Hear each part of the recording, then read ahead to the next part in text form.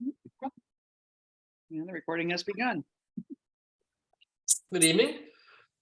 I'm now calling the Thursday, November 3rd, 2022 special meeting of the Los Altos Hills County Fire District Board of Commissioners Standing Budget Subcommittee to order.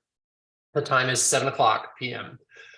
At the September 20th, 2022 commission meeting, I volunteered and was appointed by a vote of the commission to be a member of the Standing Budget Subcommittee. Thereby, I will serve as chair. Please note that in accordance with the Government Code Section 54953, Chapter E3, this meeting is being held by teleconference only. Because we're video conferencing, we will follow a strict protocol for the benefit of the recording. I will indicate when commissioners, staff, presenters, and the public will provide comments. If you have called into the meeting and are not using a webcam, please state your name prior to providing your comment for the benefit of the recording. Please practice considerate video conferencing etiquette by muting your line when you're not speaking and limiting distracted behavior on camera. District Clerk Vargas, please conduct a roll call of the Budget Subcommittee and a roll call of staff. Right. Well, Budget Subcommittee Chair Spreen. Here. Wow, look at that. One commissioner is present, which is a quorum of the Standing Budget Subcommittee. And for the benefit of the recording, I will also conduct a staff roll call. Budget Manager Morale. Present. And I messed up your name again, I know it. Programs Planning and Grants Manager Rendler. And Eugenia. Present. General Manager Logan. Present. Okay, and staff is accounted for. Great, thank you. We'll now move on to item 2, public comment. Persons wishing to address the Standing Budget Subcommittee commissioners on any subject not on the agenda may do so now. Please note, however, the Standing Budget Subcommittee is not able to undertake extended discussion or action tonight on items not on the agenda. Items may be referred to staff for appropriate action, which may include placement on the next available agenda. District policy is to limit public testimony to 3 minutes per speaker, unless the number of speakers requires the subcommittee to impose shorter time limits. I don't think that will be the case tonight. Do we have any public comments on items not on the agenda? Seeing none. Thank you. We'll move on to item 3, which is the meat of tonight's meeting, the discussion of the Los Altos Hills County Fire District draft budget for fiscal year 2023-2024. Okay. The reason we're all here. Let's go ahead. Should we go ahead and put up the first slide, kind of the heading slide, and I will start speaking to that. Yes, give me one moment. That's fine. Great, thank you. Finally, here's why we're all here. So the purpose of this meeting is to present the key aspects of this first draft budget, not just the numbers, but to explain the themes that drove the generation of this budget in order to give context to the numbers. This budget should reflect our plans of what we're doing and how we're doing it for a period that stretches out 1.5 years into the future. We want to show the highlights and the big picture overview. So the goal here is to gather feedback, both here in this meeting and offline from anyone who watches this meeting later on video, both to make sure as many residents as possible have input into the district's plans, but also to assure that it reflects an optimized and effective organizational plan for the entire district commission to take into consideration when we present the next iteration of this to them at their next meeting. Now, we can't look at every cell in the spreadsheet at a meeting like this, so tonight we'll first show the expected revenues. We can go to the next slide, just to start from there. Let's see, we will first show the expected revenues, then we'll go through all the major spending areas with a focus on how these proposed expenditures fit into our mission and our strategic initiatives. We'll also discuss how this year's budget plans to use some of our available fund balance to advance and deliver life and safety projects and provide resources for those projects. Now, a quick note on process. This meeting is set up as a presentation with several different presenters along the way. In order to make this coherent for anyone who watches this either now or later on, we won't be stopping just at any point for interruptions. I'll watch for raised hands and we'll wait until the end of a section, which may incorporate multiple slides, so we can stop and take comments and feedback at a rational point. Now, staff is here to accept and take note of all comments, suggestions, and recommendations, and to answer some questions for refining this budget towards the November 15th commission meeting, where there will be another opportunity for everyone to discuss and ask questions about this with the entire commission. Next slide, please. Okay, I'd like to share a little on how this budget came to be. Coincidentally, I've been a member of the budget, or in this case, have been the budget subcommittee for the past, I think, 3 years or maybe even 4. So I've been able to witness that every year we've taken a more advanced approach at this budget in a more comprehensive, professional, and strategic way. So by the way, my thanks to everyone this year, because I've really seen it. It's such an advancement over everything we've done before. The recent advances, both of our staff and our activities, means we have more expertise and experience to bring to bear here. I was particularly pleased to see that the entire staff was involved, not just as a numeric exercise, but as a really a self-evaluation, constantly keeping in mind the mission of the district. I won't read it to people because it's right there at the top of the slide. They can see it there. The way we then moved from that mission to a budget is to answer 4 questions. What should we do? And what's needed to do that? And then what can we do? And what's limiting us? So how do we address that? Well, first, we rely on keeping a consistent and transparent strategic direction using 2 key documents: our strategic plan, which has been guiding us in our growth for the past 7 years, and the CWPP Annex 4 and other current advances and practices in fire science. The resulting budget for 23-24 forms really the 3rd pillar with those 2 documents to accurately predict and describe what we do and how we do it, and ultimately define the chart of services we provide to our residents, our taxpayers.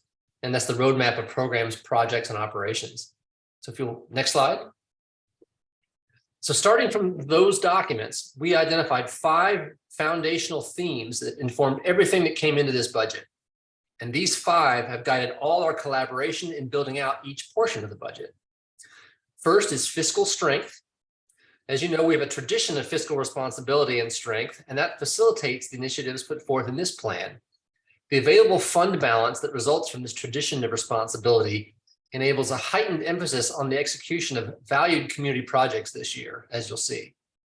Second, this budget continues the district's focus on life and property safety measures. These are the ones we're known for in collaborating with regional partners, and this budget includes the projected fiscal year 23-24 county contract for core fire and emergency medical services, and additionally sets aside funds to enhance the fire services fleet to strengthen fire suppression. And this budget also continues to put forth a comprehensive array of life and safety risk mitigation projects, which you'll hear about later.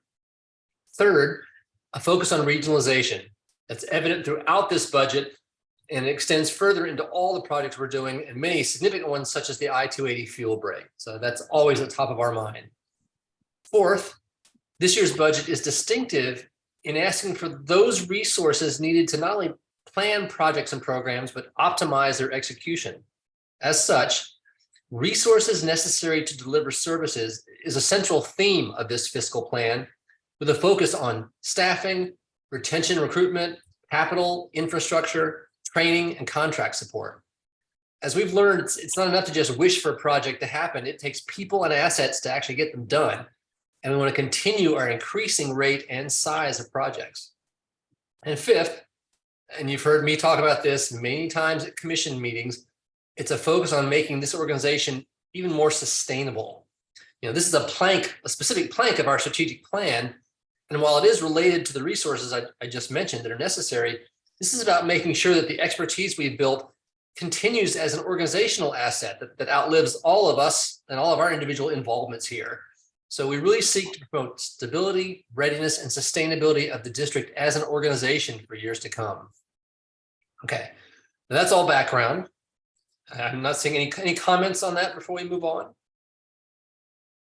Seeing none. Great. I think now I'm going to pass the baton to Russ Morial. I hope I'm saying that right because Corey said it differently. Yes. Our budget manager, who will take you through the fiscal team and the budget overview. Russ? Well, thank you, Chair Spreen. Yes, the budget process for an organization this size involves many staff members, but to effectively delegate, we assembled a task team with creating the fiscal plan. That team consisted of the following members: Jay Logan as the policy lead, Eugenia Rendler for her project and program expertise, Corey and myself to put the numbers together on the finance side of the equation. From the onset of the project, the team has understood the importance of developing a plan that prioritizes the execution of the district's mission and the delivery of valued community life and safety projects, as you had mentioned. The process started and ended with the community in mind and aligns the budget numbers with the life and safety chart of services that's foundational to the district's mission. The budget was developed after collaboration with key regional partners, and those include the Fire Safe Council, County Fire, Caltrans, adjoining agencies such as MidPenn, Palo Alto, Stanford University, and the Los Altos Hills town. Then we went on to the process of putting together the fiscal elements of the budget. And they were compiled by reviewing, as you had mentioned, revenues and all categories of the expenditures, including the fire contract services, life and safety projects and programs, professional services, staffing, operations, and capital needs. This is how we put the budget pie together, if you will. Tonight commences the community public meetings phase, where we present the budget, open it up for discussion, comment, and ultimately commission direction on November 15th. The adoption timeline for the budget in total extends from October to June of 2023, with the district commission approval of the draft extending to January, February of 2023, followed by the county workshops and adoption process up to June of 2023, ending with the district's final acceptance and adoption of the final budget in June of 2003. And if we can go to the next slide, Corey.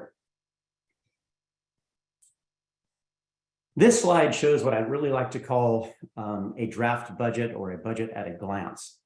It really displays how the math works, and it takes us from the total beginning district fund balance through estimated revenues, estimated expenditures, to the ending district fund balance as projected at June 30th, 2024.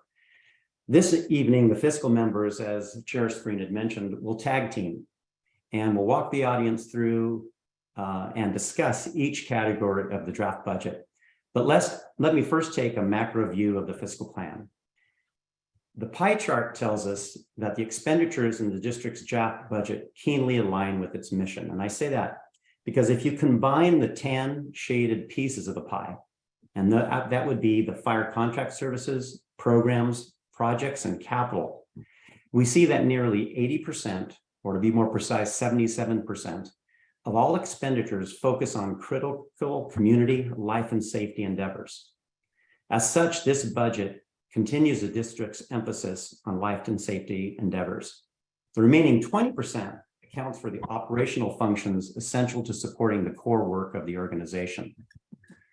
The table on the left summarizes the entire budget numerically and paints a picture of fiscal strength that has resulted from prudent management of resources. Something that I observed that was especially important in the face of an historic pandemic and statewide fire incidents. Clearly, fiscal 23-24 is projected to both begin and end with a healthy fund balance. With this in mind, the fiscal plan proposes the use of available fund balance of approximately $4.9 million in creating what I would term as an action-oriented and service delivery focused budget. This budget will enable the district to build the resources necessary, a major theme, to deliver on its projects, programs, safety infrastructure, capital, and facility needs. It also provides the dollars to support the district's long-term sustainability and strategic goals. So with that, I will pass it off to Corey, who will start going through the categories and show you the detail in a multi-year format. Corey, this is all yours. Great, thank you, Russ. So we will start with our revenues, and the district's revenue sources are pretty straightforward in that they're primarily made up of the property taxes, and we also have the interest income in the funds that are held and invested in the county pool. So we have projected property tax using the time-tested growth pattern between 2 to 4%, and conservatively applied a 3% growth compared to the prior year budget. and a 2% growth compared to the prior year actual estimate. We do expect to receive a refresh of the property tax numbers from the county in, I believe, late December, early January. So we will adjust those numbers accordingly before the presentation in January to the commission. But we do expect little in the way of changes. Given the rise in rates, we expect interest income to increase in fiscal year 23-24 over the fiscal year 22-23 budget, about 8% increase. But it comes under current year estimates given the anticipated use of fund balance that is in the proposed budget tonight. And at this point, I do want to take a little pause, make sure that there aren't any questions from any commission or staff or. Okay, and I am not seeing any. So we will move over to our general manager, Jay Logan. Yes, thank you, Corey. The district agreement with County Fire provides life and safety services for the community, and this includes fire suppression and emergency medical services on a 24/7 basis. Procurement of these services compels us to really remain diligent and prepared. Hence, you will see below capital outlay for procurement of 2 fire vehicles to strengthen the fleet of fire apparatuses for increased community safety. In the 23-24 budget, the district will again invest in the fire season staffing at Palo Alto Station 8. This is in coordination with the county and the city of Palo Alto. This station provides fire crew staffing through the high fire season to protect the corridor that abuts the district that are in the areas furthest from El Monte Fire Station proximity. The services usually commence in June and continue through October. The budget includes $500,000 for this service level. Similarly, the budget again includes funding for fuel management crew allocations in the amount of $300,000. Consistent with the current year budget, implementation of fuel management crews will be the focus of the Integrated Hazardous Fuel Reduction Program this year. The district, in coordinating efforts with the county fire chief, is including, and this is on an anticipatory basis, funding for 2 firefighting vehicles. $2.125 million is included for a fire engine that's more suitable and compatible with the current fire engine fleet, and with the configuration of vehicles that operate on more narrow and winding roads, and that will increase maneuverability of the vehicle. Allocations for equipment enhancements are being determined. $500,000 is for the funding of a second water tender. Including these items in the budget is proactive to introduce the plan of procurement and to get ahead of the long supply chain lead time such procurements face. Discussion with County Fire are continuing for specifics on the allocation and on the timing of the procurements. Next slide, and Corey, I think, or Russ, I will turn that over to you to talk about the table on contract services, fire contract services. Yes, thanks, General Manager Logan. General Manager Logan's comments have essentially explained the primary components making up the change in the fire contract services budget from the current year through the estimated 23-24 budget. If you really look at the number, the breakdown reveals that 2.6 million, or nearly 90% of the budget increase in this category, relates to the proposed capital funding of the fire engine and the water tender, which General Manager Logan just spoke of. The remaining increases in this category include the county and battalion chief contract projections, which were made within normal expected trends and COLA adjustment factors. At the end of the day, if we look at this from a big picture standpoint, nearly 60% of all district expenditures are in line with the life and safety mission of the district. And that's it for that slide. I will hand it over to Eugenia Rendler, who will speak to the projects and programs, which is a significant component of this budget.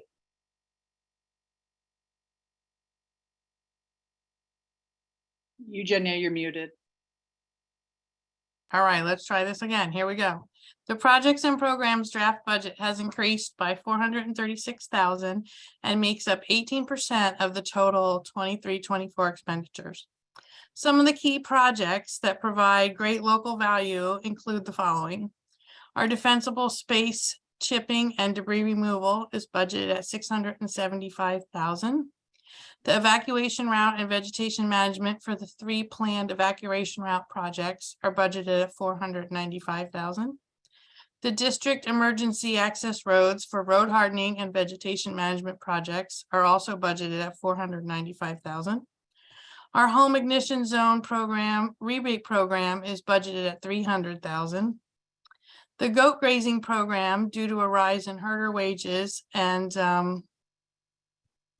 fuel for the vehicles for transportation of the livestock, is budgeted at 300,000.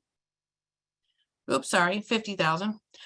The CERT emergency services and ARC supplies for ARC and the emergency trailers and safety retrofitting and additional PPE is budgeted at 75,000. And the adjustment in the I-280 fuel break project, given the impact of the federal grant cycle, is 200,000.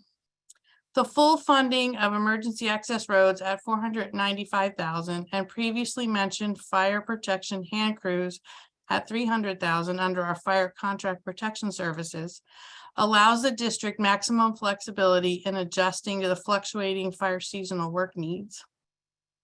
The district continues to celebrate the introduction of these vital life and safety projects and does so in close coordination with county fire and our regional partners. Quick question, if I may. I'm sorry to interrupt. Yep. Emergency access road, you've said 495. The slide says 445. Oh, sorry. Make sure that which one's correct for anyone listening. Yes, we do need to adapt the slide for our It's actually I believe the notes, there was a mess up with the notes. The slides are correct. It is 445. I apologize for that. 445. Great. thank you. Perfect. Typo, thank you. Where were we? The fiscal year 23-24 has taken a big step forward to request these resources necessary to optimize the execution and delivery of these planned projects.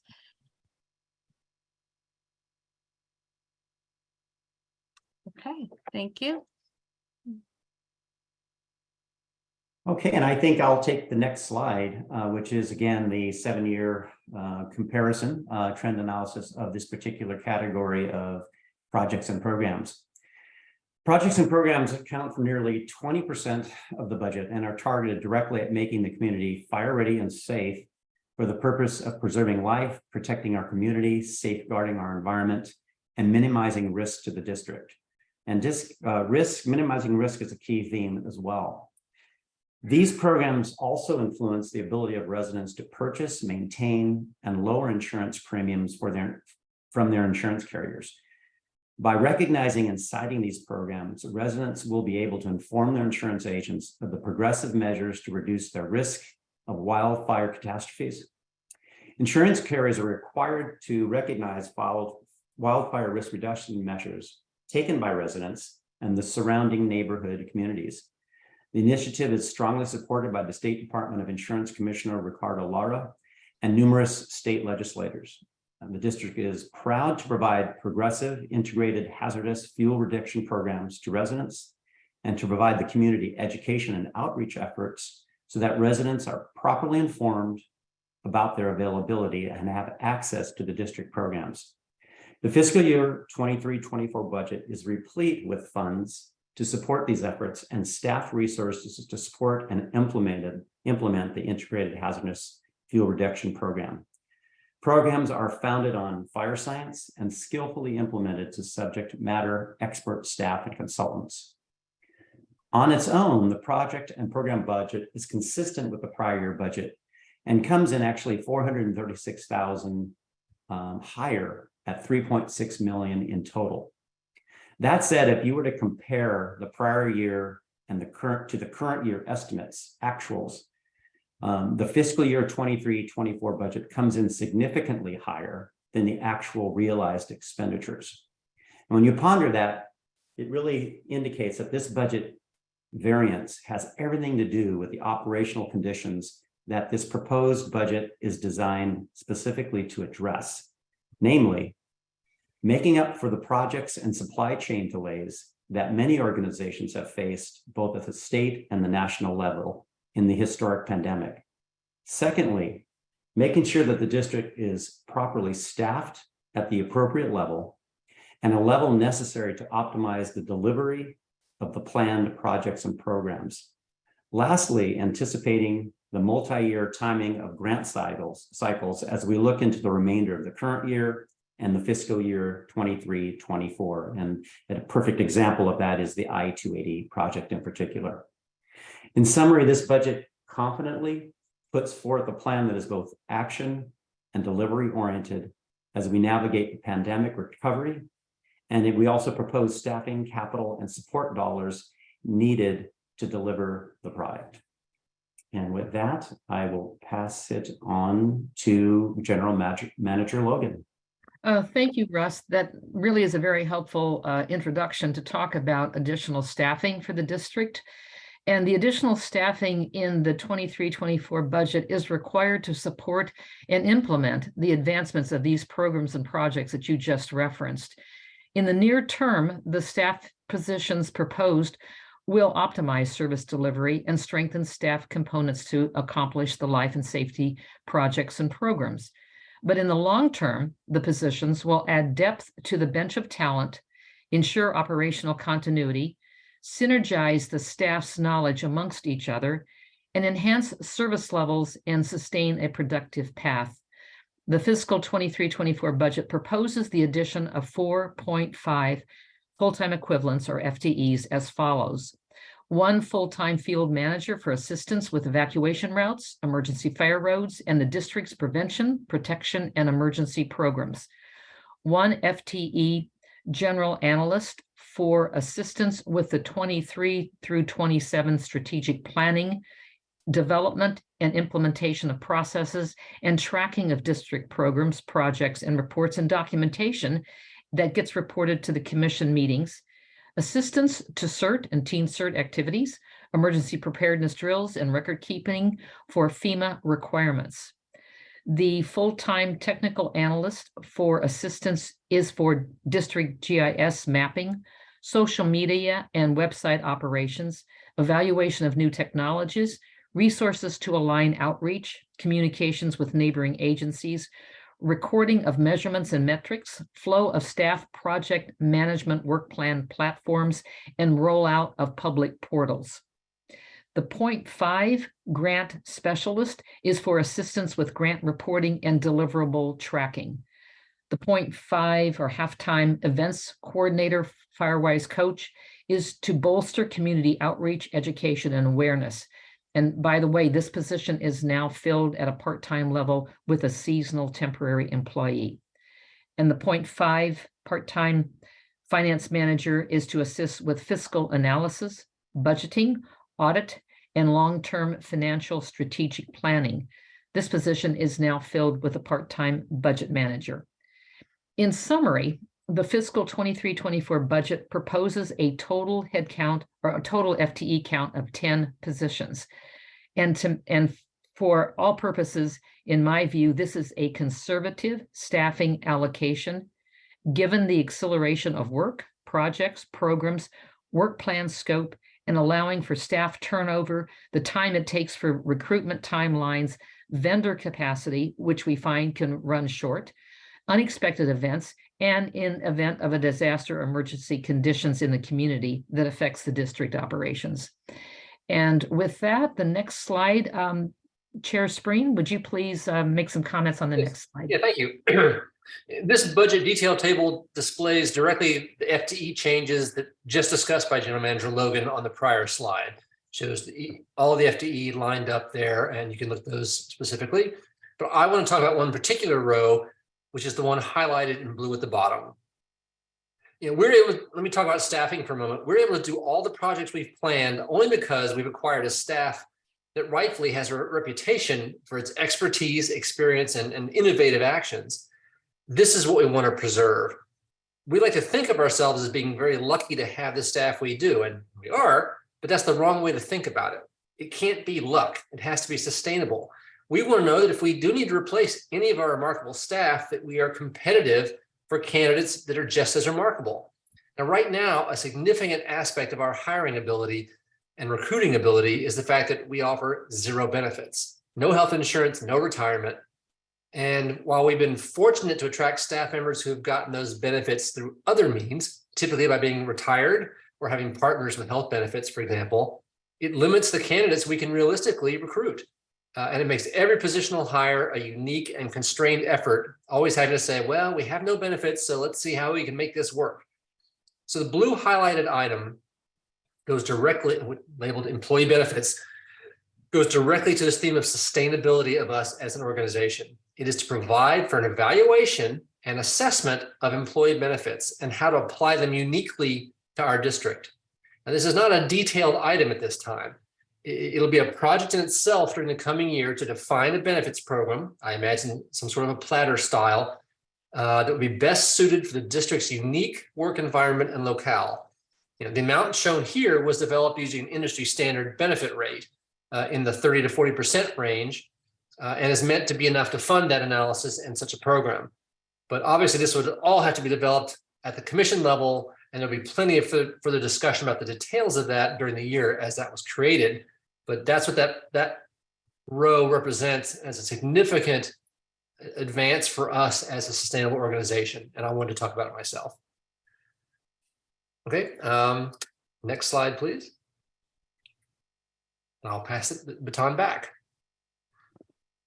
Okay, and that is me. So the increase in the salaries, benefits, and taxes budget is mostly due to the proposed FTE additions that we're already presented on the prior slides, and the benefits that were included in the top line item you see there. Beyond bolstering the strength of the district with a proposed complement of 10 FTE, this budget also increased the related cost items, which are the Social Security, unemployment, Medicare taxes, and the associated overtime. We also increased funding for seasonal temporary employees to provide for short-term staffing on projects that require assistance in a year replete with significant initiatives and any unknown situations. So, for example, we can look at this year that we're currently in. We had the budget manager to assist us with financial audit, and of course, Marjorie Klein assisted with the Firewise communities, and both of them are currently temporary employees. We're looking to move them to the permanent employee for fiscal year 24. And that is, oh no, look, I get to continue. Okay, I'm gonna turn it over to myself. And so next we're going to talk about the professional services and consultants.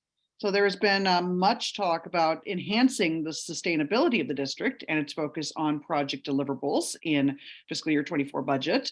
In line with that theme, outside professional services and independent contractor / consultant line item budgets have been increased by approximately $530,000, or the bulk of the dollar change in this area. Key changes in budget dollars include there's going to be a planned facility assessment to evaluate building and infrastructure improvements at the El Monte Fire Station with an estimated cost of $150,000. Increased IT contract support, estimated at an increase of $50,000, which would bring the current contract to $100,000.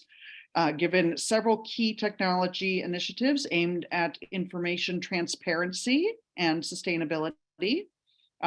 Also to increase IT initiatives, so I guess this is a separate IT increase, new contract for $5,000K to develop web-based documentation portals and financial transparency web presence. Want to increase our long-term strategic planning and HR analysis to evaluate benefit packages, which we estimate that increase would be $95,000. There is an increase in the county imaging cost sharing contract for the LIDAR data.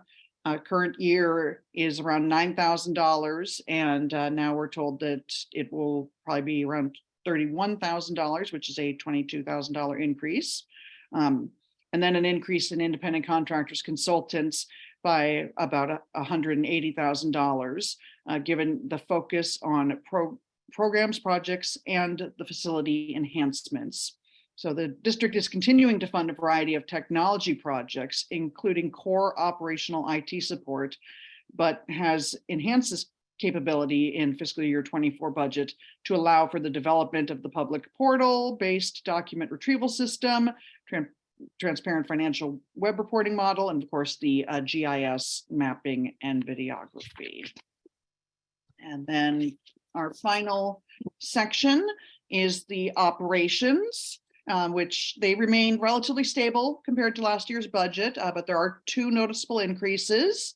The ground maintenance structure and grounds line item was increased by $50,000 to accommodate a potential parcel enhancements resulting from parcel use study, which will be funded on this line item. And then workshops and seminars increased by $53,000 to $65,000 total to allow for expanded staffing training and professional development for both existing and added staff resources. The added staff resources as proposed in the budget. This anticipates the strategic need for staff development and subject matter expertise, continuing education, and certification. So these those two items in and of themselves make up the bulk of the approximately $101,000 increase over the current year in this expenditure category. And I do want to note the two lines, property tax admin fee and IC cost allocation plan. Those estimates are provided by county. And I expect to receive those in late December, early January of 23.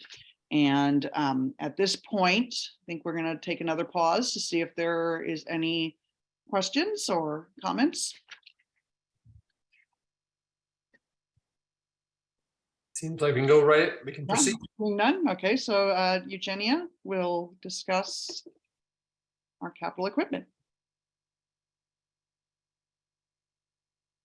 Are you muted again, Eugenia? Okay, I'm on Colorado time still. My apologies. This budget proposes the purchase of 2 new district-owned vehicles to better fit its fire safety and community outreach capabilities. This is a new category line item in the budget and is being proposed given the anticipated return to in-person activities as society adapts to the current public health atmosphere. The 2 vehicles of note include an LAHCFD branded truck to be utilized in roadside projects, towing emergency trailers, deploying equipment, assisting in response, and traffic control for our projects at a cost of $125,000 fully equipped for the vehicle and the outfitting. We also proposing a branded community van for events, including our CERT events, staff and supply transport, and increased branding presence for the life and safety education services and outreach. This has a cost, again, fully out for the vehicle and fully outfitted at $100,000. Thank you. Okay, so we've presented plenty of numbers in this presentation. So I think we take a moment here to try to pull it all together and answering the core question: how has this budget changed from the prior plan? I hope the chart before you answers this question at arriving at the components of the budget that account for the increase in expenditures over 22-23 of about $5.8 million.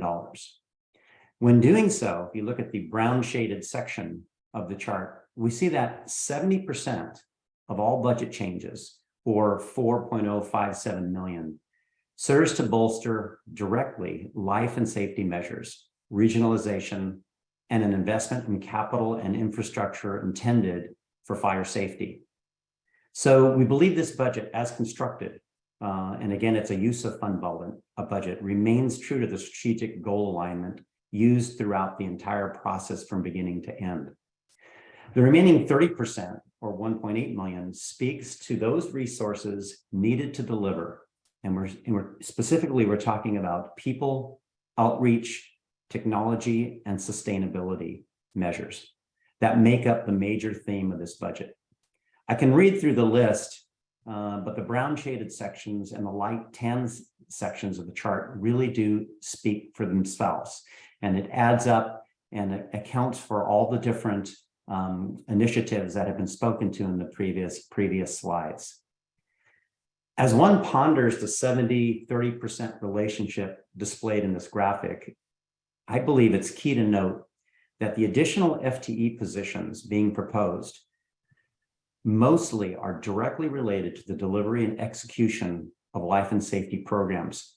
If we were, for a moment, to take those FTE costs in the light tan section and put them in the dark brown section, we would arrive at a number that comes to close to 90% of the budget changes directly supporting the core mission of the district. So I hope this chart puts together the entire budget and specifically addresses just how the budget has changed relative to the prior plan. So with that, I will hand it up to Corey to talk about the next steps. Thank you. Yeah, and in front of you is the draft budget calendar. And this describes, shows where we are in the budget process by the little check marks and what is to follow. So the staff and budget team has coordinated and gathered data. And tonight we're having our first standing budget subcommittee meeting. The next step will be at the November 15th meeting. We will present the draft budget to the full commission for discussion. If needed, we will schedule a second standing budget subcommittee meeting, estimated December or early January.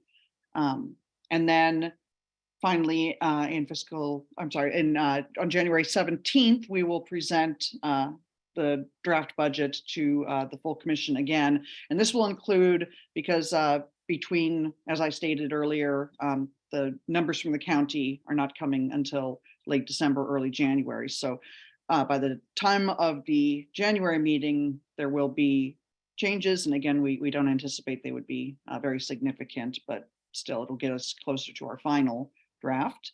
And then we have to submit that draft to County Office of Budget and Analysis on February 3rd is their deadline. However, they're gracious with us usually, and they allow the commission, in case there are any other changes made after the January 17th meeting, but before the February 3rd submittal, they will allow the commission to look at it one more time on February 21st.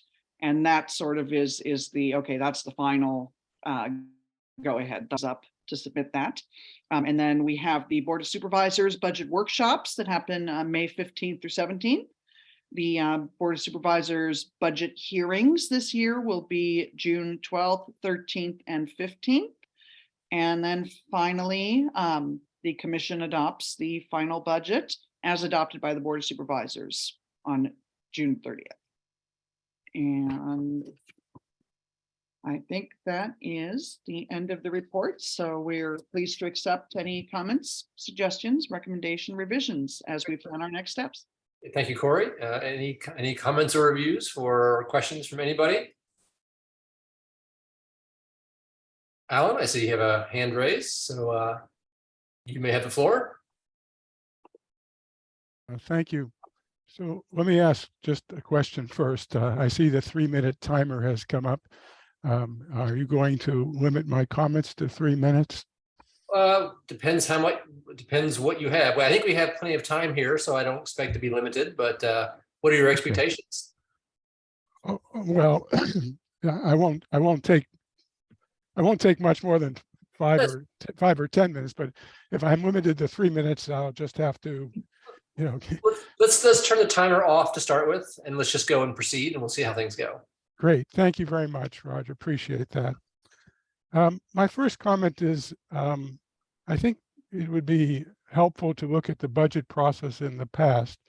And I know you've got some new members of the team, but I would like to point out that we've gone through this process now 3 or 4 times with this team or some portion of the team, and there's been quite dramatic deviations from what have the numbers that have been budgeted and the actual expenses, and those have ranged from $3 to $4 million difference per year in those categories.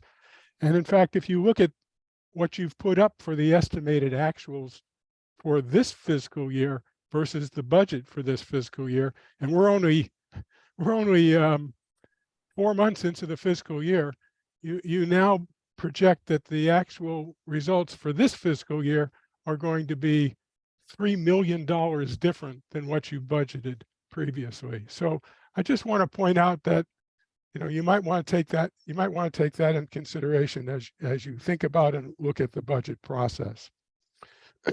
As far as the taxes revenue are concerned, I think those are very reasonable numbers. And the only thing I could add to you is I think your interest earnings are going to be considerably greater as a result of the increasing interest rates that we've seen because of the efforts that the government is making to fight inflation. And so for someone with a lot of cash, that's good news. I think your interest earnings are going to be a lot higher. As far as the fire contract is concerned, I've said it before, I'll mention it again. If you're going to staff the fire station 8, my recommendation would be to only do it on high fire danger days. I don't think there's a financial rationale for doing it other than those periods of time. As far as the $2.6 million in equipment, a second tanker truck to me doesn't seem rational. I don't know what piece of equipment you're proposing for $2.125 million. At one point, it sounded like a piece of equipment. At another time, it sounded like multiple pieces of equipment. $2.125 million is, buys you a hook and ladder type of piece of equipment. It's far more than what engines typically cost, which are more in the $1 million range. As far as projects and programs are concerned, my recommendation would be more specificity about the assumptions and the timing. We've had great variations between the anticipated project and programs expenditures and the actual ones.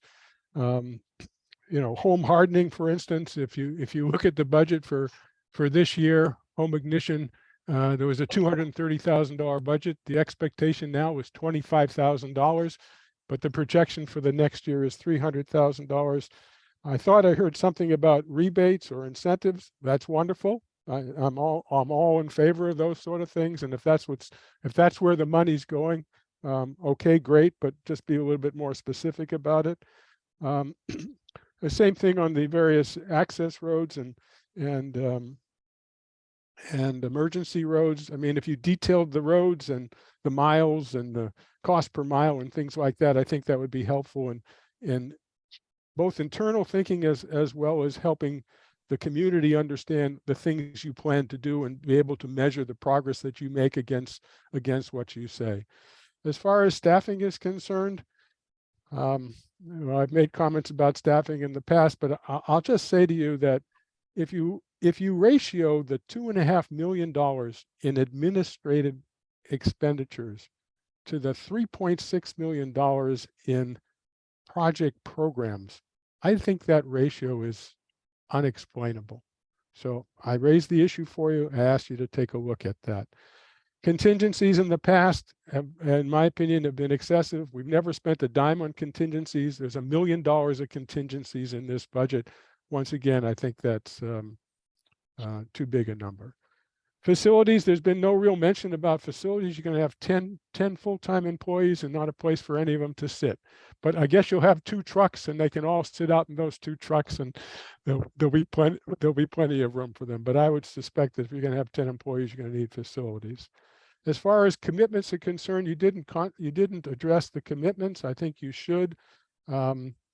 I think the building commitment should increase, every single year by at least $1 million, because at some point in time, 25 or 50 years from now, you're going to need a new fire station, and you might as well have the money set aside for that. You've had wildfire protection equipment, for 4 years now, but you've made no investment in wildfire protection. If you're serious about it, I can give you some suggestions in that regard. But otherwise, I don't think it should be a commitment, because what's it a commitment for if you're not going to do it? And the district has plenty of money, so if it wanted to do it, it could just go out and do it. Let's see. I think I'm coming to the end. The summary comparison, I just would say, is that you made the comparison on a budget to budget basis, and you said we're going to increase it by 5.8 million.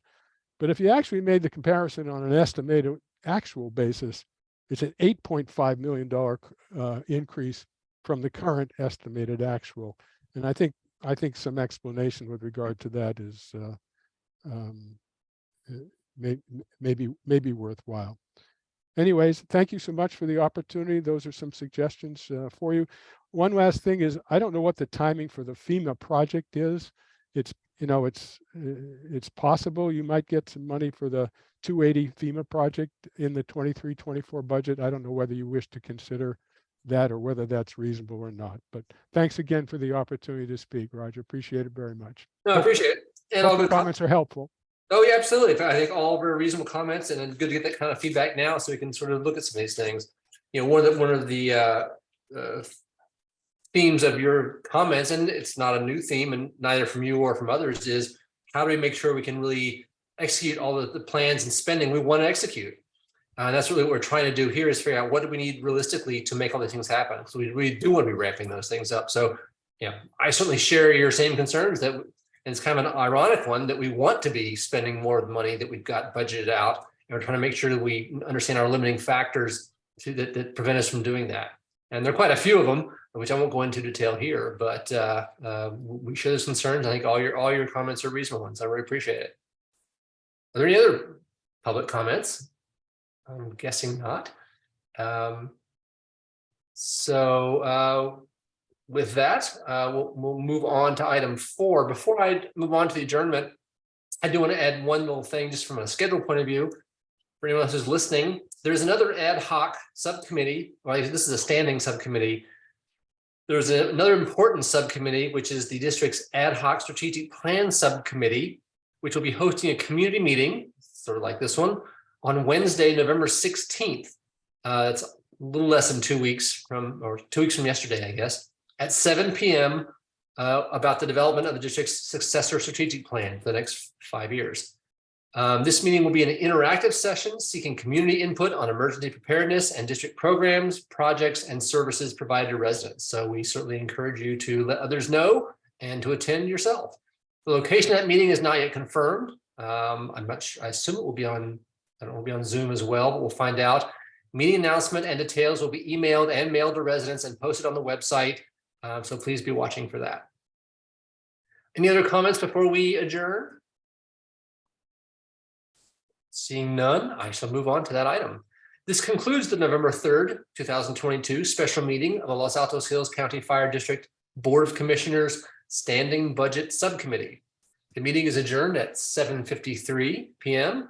District Clerk Vargas, please stop the recording.